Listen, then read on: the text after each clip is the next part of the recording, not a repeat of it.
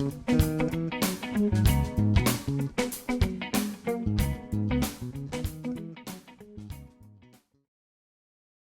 um pouquinho mais do seu trabalho, porque eu estou interessadíssima, Marga, na verdade, nesse teu trabalho online, para ver até se nós colocamos aqui o teu trabalho. Seria ótimo ter você lá da Espanha, ensinando aqui também ao nosso público, né? Que ele pudesse aproveitar esse trabalho. Então, depois dessa primeira parte aí que você nos colocou, o que é que você depois, como é que você dá seguimento a esse jogo da atenção?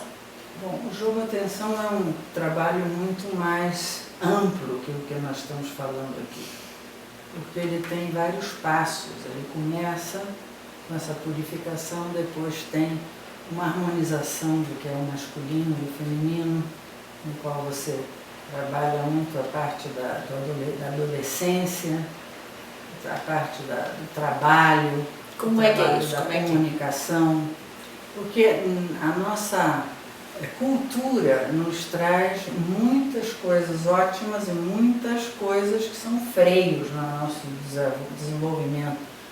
Dependendo da cultura onde você nasceu, o fato de ser mulher ou ser homem tem uma conotação completamente diferente. Então a gente é influenciada não somente pela família, que é evidente, senão também pela cultura na qual você nasceu. E a adolescência tem umas conotações completamente diferentes da infância. A forma de trabalhar um trauma de adolescência não tem nada a ver com um trauma da infância. Mas continuam sendo memórias vivas que podem ter acontecido anteontem também. Porque como um adulto, você já está defendida, você já sabe se defender das coisas. Quer dizer, se tem um leão aí fora, é ótimo você ter medo. É ótimo. Você está se salvando. Mas a maior parte dos nossos medos são subjetivos, não são objetivos. Foram lembranças que ficaram aí. Então, a forma de trabalhar tudo isso vai destravando. É como se, naturalmente, a gente fosse como um rio que flui. Então, você vai tirando os obstáculos e você vai vendo que você vai fluindo, você vai... Por isso as ideias são tão importantes. Imagina, por exemplo, que você tem uma história na qual você se sentiu rejeitada, tá? Então, você está com a ideia de que você está rejeitada. Então, na sua vida, você tem, por exemplo, 10 ocasiões. Em 9 ocasiões, as pessoas te tratam maravilhosamente, escutam o que você diz, te respeitam, te dão, enfim, carinho e afeto. Mas numa só ocasião, você realmente não é atendida como você esperava. Ou você é rejeitada, ou ninguém notou em você. Então, você registra essa única ocasião. Você nem vê as outras 9. Eu viajei e me aconteceu tal coisa. As outras 9 não estão registradas, porque é um registro com o qual você já sabe. Obviamente são coisas para ir transformando. E você transforma dependendo do tipo de memória que você tem. Que, como eu digo, para um adulto é mais difícil criar essa memória.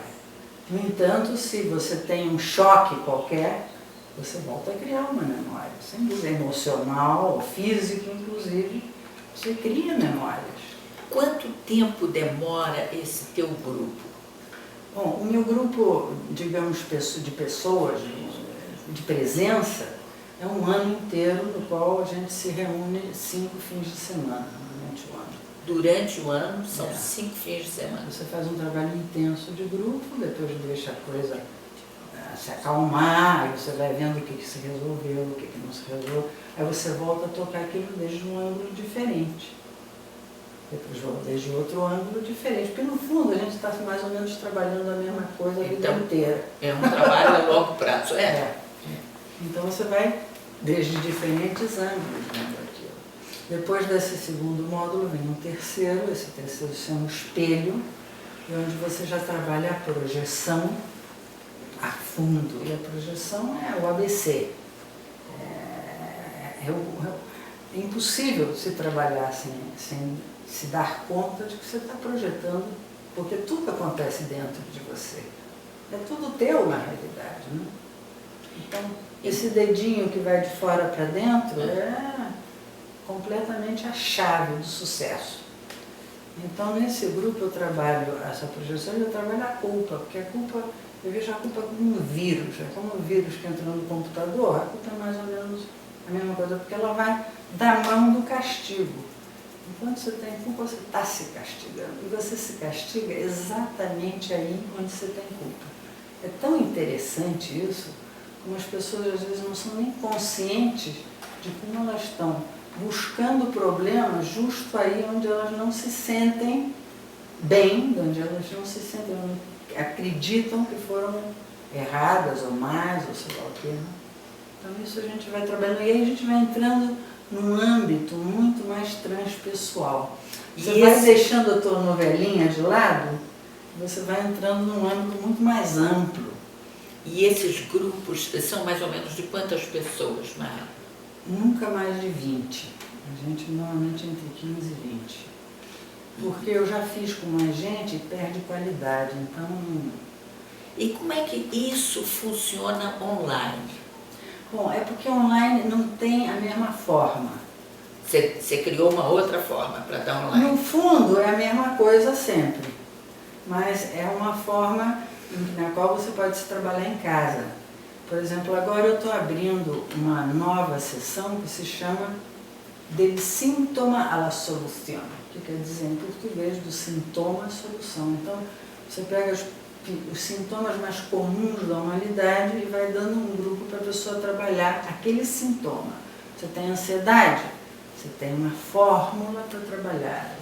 Você tem depressão? Você tem uma fórmula para trabalhar a sua depressão. Bem interessante. Depois disso, se você quer continuar, aí você entra no que é o meu trabalho online, que é evidentemente mais suave, não pode ser a mesma coisa. Mas é você mesma que dá o trabalho e que atende as pessoas? Bom, eu tenho uma equipe, então essa equipe geralmente, digamos que se ocupa de um número X de pessoas, mas eu faço a supervisão. Quer dizer, que é um trabalho diretamente meu, mas a gente já está trabalhando comigo há anos e sabe solucionar 90% dos casos, né? Mari, vamos falar um pouquinho aqui, nós estamos já esgotando aqui o nosso tempo, mas eu não gostaria de terminar sem fazer uma pergunta a você. Como é que está essa parte mística hoje em você? Como é que você vê Deus? Como é que você vê karma? Como é que você vê essa história tão falada atualmente de vidas passadas e de regressão a vidas passadas? Como é que você vê esses temas assim?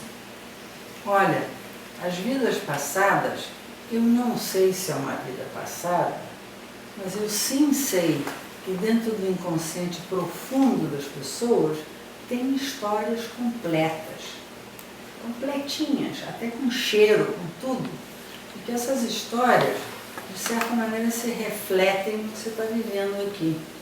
Isso eu sei porque tem técnicas para chegar lá e realmente a pessoa te conta uma história vivendo-a profundamente.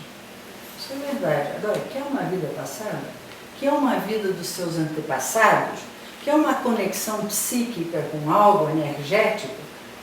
Não sei, nem me interessa. O que interessa é resolver isso.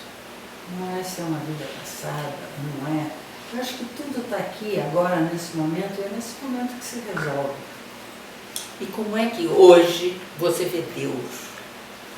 Bom, você sabe, a evolução da mente, da psicologia, do acervo da humanidade vai progredindo, né? Eu estava dizendo que outro dia eu vi um filme do Jung, um filme que foi filmado há 40 e tantos anos e que passou todo esse tempo na gaveta, porque naquela época era tão chocante que eles não se atreveram a mostrar aquele filme. Hoje em dia, você vê, você ouve ele falando, e é já um lugar comum para a gente, não tem a menor novidade, entendeu? É incrível. Então agora, isso já faz parte do nosso acervo. Agora o passo seguinte está muito conectado com a física quântica. A física quântica está fazendo a gente mudar de paradigma. está obrigando a gente a pensar de outra forma.